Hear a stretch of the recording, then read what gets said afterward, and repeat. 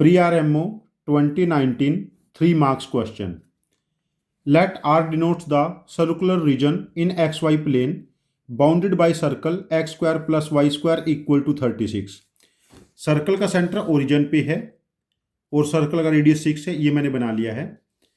The line x equal to 4, this is line x equal to 4 and y equal to 3. Divide R into 4 region, R1, R2, R3, R4. Ri denotes the area of region Ri. Area of region R1, this is the largest region. इसका area जो है ये R2 है, ये R3 और ये R4. Area of region R1 is more than area of region R2 is more than area of region R3 is more than area of region R4. We have to determine area of region R1 minus area of region R2 minus area of region R3 and area of region R4. तो हमारा practical काम क्या है कि हमने ये value determine करनी है. अब देखो ये डायग्राम हमारे पास सिमेट्रिक है. यदि इस वाले एरिया को हमने इतने एरिया को अल्फा एज्यूम किया है और इस एरिया को हमने बीटा एज्यूम किया है, तो हमारे पास इसके नीचे वाला एक्स एक्सिस के नीचे वाला एरिया अल्फा प्लस बीटा हो जाएगा. यदि ये एरिया के है और ये एरिया R4M है, तो जो नीचे वाला एरिया है दिस इज के प्लस एम. अब देखो वाई एक्सिस के अलोंग भी ये सिमेट्रिक है. एरिया अल्फा प्लस बीटा के प्लस एम है ना, अल्फा प्लस बीटा के प्लस एम, इन दोनों का सम ये एरिया है और अल्फा प्लस के ये एरिया बनेगा एंड बीटा प्लस एम ये एरिया बनेगा. ठीक है. अब यहां से देखो जो एरिया R1 है वो R1 ये एरिया इधर वाला एरिया था.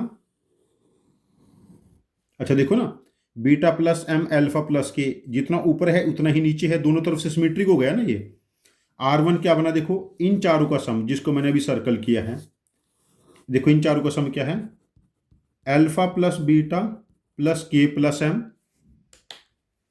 Plus alpha plus beta plus alpha plus alpha plus k minus R2 ये रीजन है, ये सेकंड लार्जेस्ट रीजन है ना, minus beta minus m minus beta, beta दो बार सब्ट्रैक्ट होगा.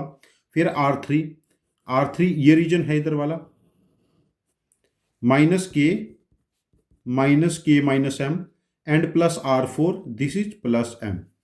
अब देखो एम से एम कैंसल, के से के कैंसल, इस के से ये कैंसल, इस एम से ये कैंसल, बीटा ये कैंसल और ये बीटा इससे कैंसल. तो हमारे पास बचा क्या, alpha alpha alpha alpha, area हमारे पास 4 अल्फा बचा. और ये अल्फा क्या है हमारे पास, दिस इज ए रेक्टेंगल जिसकी लेंथ 4 है और ब्रेथ 3 है, तो ये एरिया 12 हो गया. तो अल्फा का वैल्यू तो 12 है, तो 4 अल्फा 4 इंटू 12 बिकम्स 48. तो इस रीजन का एरिया हमारे पास बनेगा रिक्वायर्ड 48. तो रिक्वायर्ड एरिया इज 48. ये प्रैक्टिकली एरिया का क्वेश्चन है ही नहीं, ये लीनियर इक्वेशन का क्वेश्चन है. लीनियर इक्वेशन का कॉन्सेप्ट हमने यहां पर यूज किया है.